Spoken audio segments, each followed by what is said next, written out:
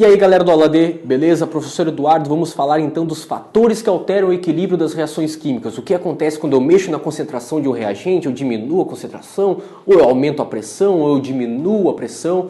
Catalisador tem a ver com isso? Como que eu vou raciocinar com todos esses quesitos aí que vão alterar o equilíbrio das minhas reações, tá certo? Assista essa aula que você vai aprender direitinho como pensar nesses casos.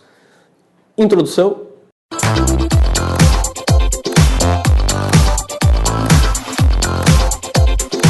Olá, caro aluno da Aula D, professor Eduardo, seu professor de Química. Nesta aula vamos falar ainda de equilíbrio químico, fatores que alteram o equilíbrio das reações, tá certo? Vamos entender quando que desloca para a direita, quando que desloca para a esquerda, né? Todos esses fatores aí que influenciam, né? Ou melhor, que deslocam o equilíbrio. Bom, primeiro a gente tem que entender o princípio de Le Chatelier, que ele fala que quando um sistema em equilíbrio químico é perturbado por uma ação externa, o próprio sistema ele tende a contrariar essa ação externa para voltar à situação de equilíbrio. É como se eu estivesse aqui me equilibrando, né, em cima de uma corda e eu levo um empurrão para esse lado, eu mesmo vou tender a voltar para a minha situação de equilíbrio. Se eu levar um empurrão para esse lado, eu vou tender a voltar para a minha situação de equilíbrio. O próprio sistema faz isso. Quando você mexe digamos assim, no equilíbrio da reação, o próprio sistema ele tende a voltar para esse equilíbrio, tá? E aí tem o papo de aumentar a concentração, diminuir a concentração, mexer na pressão, mexer na temperatura. Como que acontece isso daí? Vamos ver o seguinte, tá? O efeito da concentração. Tem essa reação que foi falada na primeira aula de equilíbrio, que é essa reação do N2O4 se decompondo em 2NO2. E aí vamos pensar na concentração, se eu mexer na concentração de um ou de outro. Olha essa primeira opção. A adição de N2O4 vai deslocar o equilíbrio para que lado? Vamos pensar no seguinte, eu tenho lá o sistema no estado de equilíbrio que é caracterizado por duas coisas. A primeira, a velocidade da reação direta e a velocidade da reação inversa são iguais. Outro, tanto a concentração de N2O4 quanto a concentração do NO2 são constantes. Elas estão num mesmo valor, são constantes, elas não mudam. Não quer dizer que são iguais um valor ao outro, elas são constantes nesse equilíbrio. No momento que eu adicionar N2O4, eu aumentei essa concentração, a tendência desse sistema é, como houve um aumento, essa concentração ela vai ter que baixar, então esse equilíbrio vai ter que se deslocar no sentido de formar mais NO2, para que essa concentração diminua. Então, uma adição de N2O4 nesse sistema vai deslocar o equilíbrio para qual lado?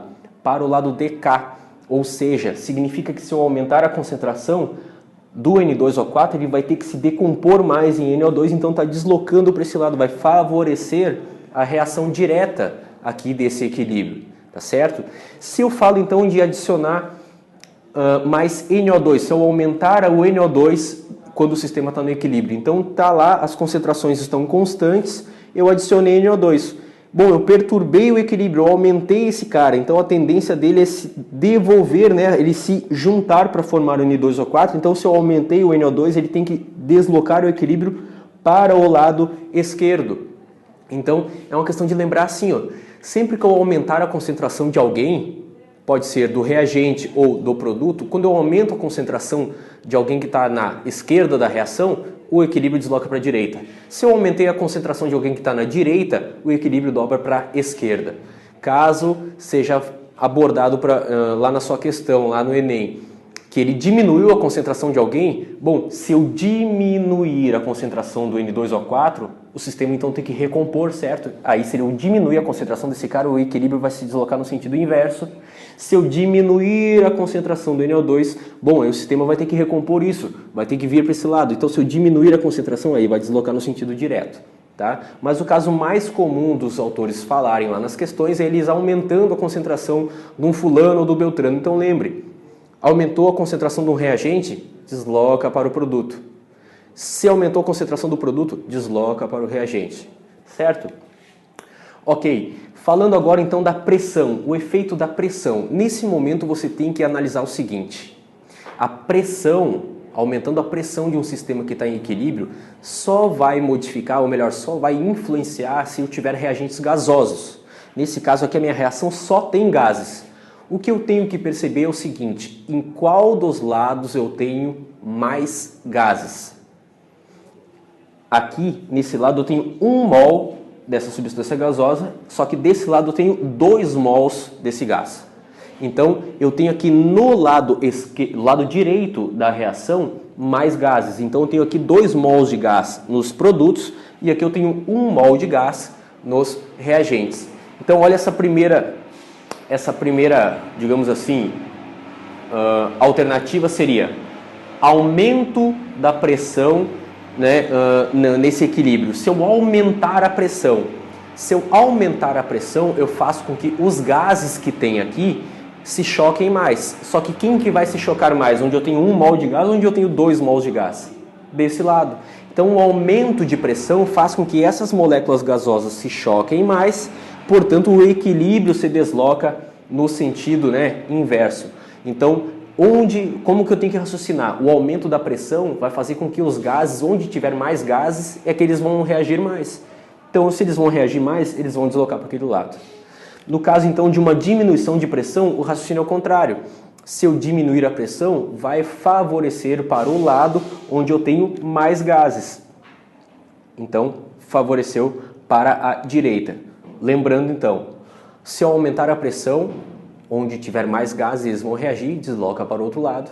Se eu diminuo a pressão, o equilíbrio ele vai se deslocar para o sentido onde eu tenho mais gases, que é desse lado, tá? Então, aumentou a pressão, vai para onde tem menos gases, diminuiu a pressão, vai para onde tem mais gases.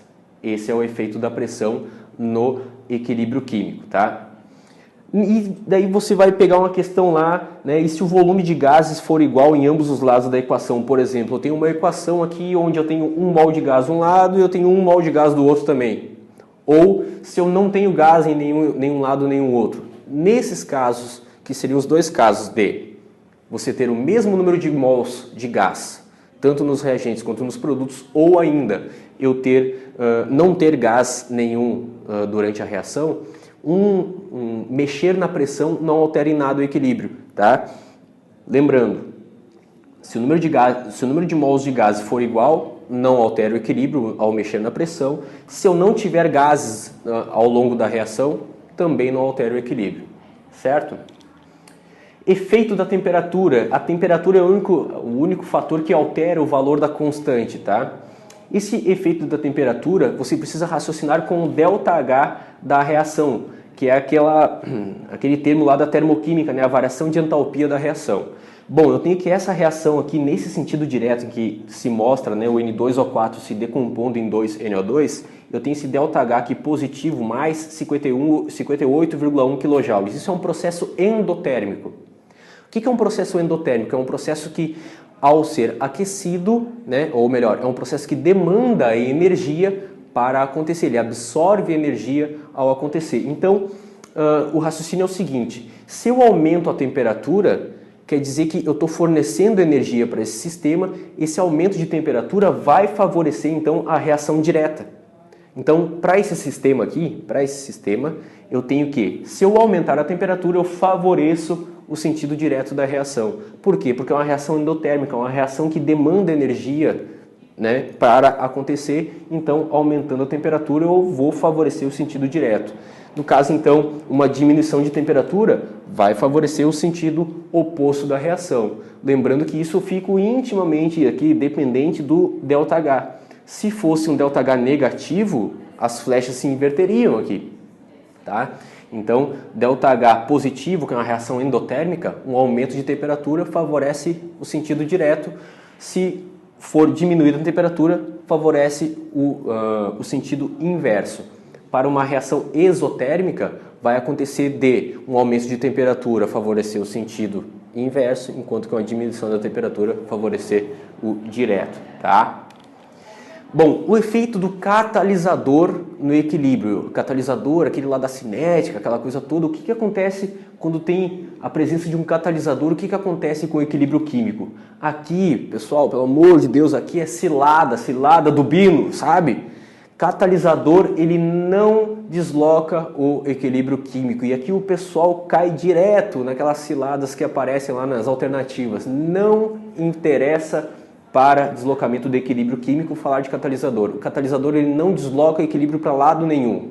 O que o catalisador faz é aumentar a velocidade da reação. Uma reação não catalisada, ela vai demorar 1h30 para entrar no seu estado de equilíbrio. Uma reação não catalisada, ela vai demorar 1h30 para entrar no seu estado de equilíbrio.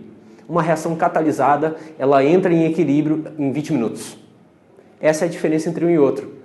Só vai mudar a velocidade do processo. Uma reação catalisada, ela entra em equilíbrio mais rapidamente do que uma não catalisada. Agora, o catalisador ele não desloca o equilíbrio, nem no sentido direto, nem no sentido inverso. Não vai cair nessa cilada, tá certo?